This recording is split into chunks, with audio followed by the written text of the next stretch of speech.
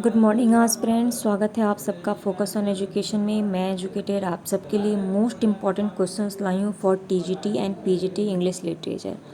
आज जिस टॉपिक को हम डिस्कस करने वाले हैं वो हैं हमारे फेमस एंड मोस्ट फेवरेट कह सकते हैं विलियम शेक्सपियर से रिलेटेड इम्पॉर्टेंट फैक्ट्स। चलिए उन पर इन क्वेश्चंस पर हम नज़र डालें। चलिए आते हैं अपने फर्स्ट पॉइंट पर। ये क्या है? ये है Shakespeare borrowed the plot of Greene's Pandosto or The Triumph of Trine 1588 for which of his following play। कौन से प्ले के लिए विलियम शेक्सपियर ने बोरो किया था ग्रीनी का पेंडोस्टो, जिसे कि हम ट्रिम्फ ऑफ ट्रीनी के नाम से भी जानते हैं। हो सकता है पेंडोसो ना दे क्योंकि बहुत बार ये हम लोग सुन चुके हैं। तो इसका करेक्ट आंसर क्या है, कौन सा है? ये है आपका बी। ठीक है, बी इसका करेक्ट आंसर है, यानी the winter's tale. The winter tale जो है ये विलियम शेक्सपियर की क्या है, एक कॉमेडी है जिसमें कि हमको देखने को मिलता है इसके द्वारा बोरो। चलिए आते हैं नेक्स्ट पॉइंट पर। ये क्या है?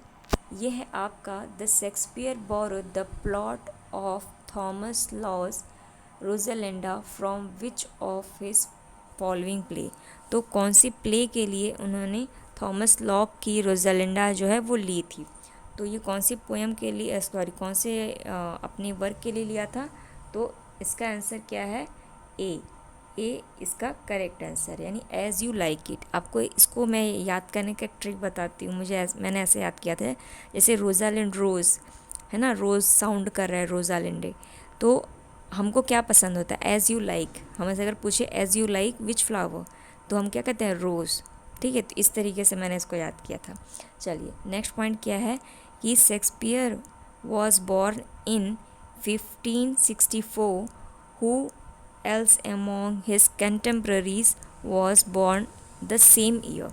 तो कौन से ऐसे आपके पास चार ऑप्शन है, सिडनी, स्पेंसर, मार्लो या जॉन डन। कौन ऐसे थे जो कि सेम ईयर में पैदा हुए थे, यानी इनके कंटेम्प्रेरी थे? तो हमको पता है क्रिस्टोफर मार्लो जो थे इनके क्या थे, कॉन्टेम्प्रेरी थे, यानी आंसर क्या हो गया इसका? सी। चलिए आते हैं नेक्स्ट पॉइंट पर। ये क्या है?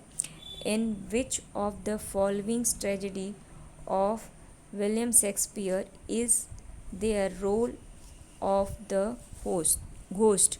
तो कौन सा ऐसा प्ले है जिसके अंदर हमें घोस्ट की अपीयरेंस देखने को मिलती है? और ये आपको ये पता है, ये जो चार आपके पास ऑप्शन है, ये चारों को हम क्या जानते हैं? इसे हम ग्रेट ट्रेजेडी के नाम से जानते हैं। ये क्या है? ग्रेट ट्रेजेडी है। किसकी? ठीक है, किसकी है? इसकी है विलियम शेक्सपियर की है। ठीक है, और इसमें हमें क्या ओथेलो में मिलता है? नहीं, ओथेलो में तुम्हें कोई होस्ट नहीं मिलता। हैमलेट में मिलता है क्या? हाँ, हैमलेट में भी मिलता है। मैकबेथ में मिलता है क्या? तो मैकबेथ में होस्ट तो नहीं मिलता, विचेस मिलती है। और किंग लियर में तो कोई भी नहीं है। ठीक है, क्योंकि इसकी राजा और उनकी 3 बेटियों की कहानी है किंग। इसका करेक्ट आंसर क्या है? हैमलेट। इसमें हमें सीनियर हैमलेट का होस्ट देखने को मिलता है, घोस्ट। ठीक, नेक्स्ट पॉइंट क्या है? विच of the following play of Shakespeare is not a comedy. तो कौन सा ऐसा, आपके पास चार ऑप्शन है, इन चारों में से कॉमेडी कौन सी है? नहीं है। ठीक है, ध्यान दीजिएगा, नॉट पूछा है। तो इसमें as you like it, the tempest, Coriolanus या as well that ends well, ऐसा है ना। तो इसमें से करेक्ट ऑप्शन क्या है? सी। ठीक है, सी जो है कॉरिलेंडस जो है वो क्या है? कॉरिलेंडस ये एक आपकी रोमन प्ले के अंदर आती है, इस कॉमेडी के कैटेगरी के अंदर नहीं आती। हम टेम्पेस्ट को भी हम कॉमेडी के अंदर इनकी डालते हैं। ठीक है, चलिए आते हैं हमने नेक्स्ट पॉइंट पर। ये क्या है? विच of the following 4 chronological order in correct, sorry is correct. तो कौन सा ऐसा क्रोनोलॉजिकल ऑर्डर है जो कि करेक्ट है? तो आपको एक फॉर्मूला मैं बताती हूँ, ये मैंने भी जाना है।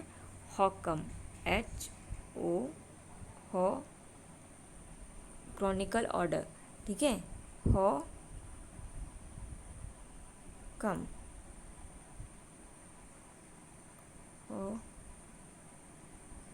कम, हॉकम। तो एच से हो गया हैमलेट, देखिए यानी आंसर डी। एस से हैमलेट, ओ से Othello, King Lear and Macbeth. ठीक है, तो इसलिए डी इसका करेक्ट है। नेक्स्ट है विच of the following play of Shakespeare is not a Roman play.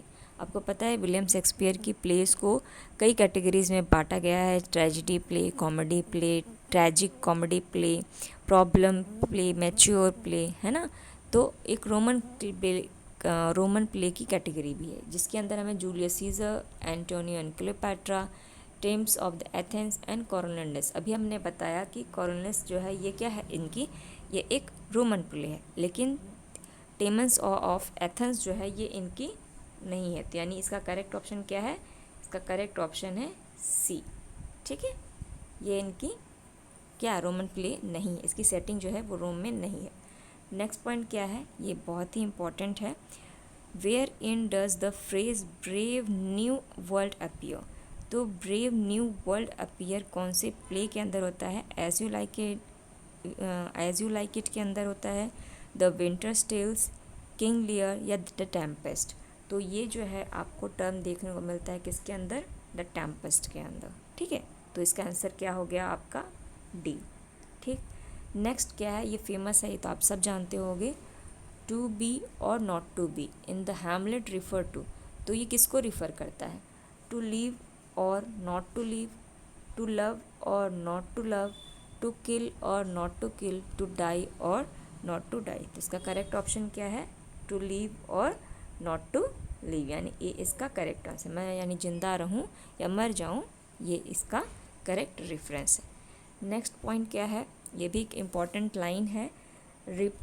राइपनेस is all is utter in King लियर।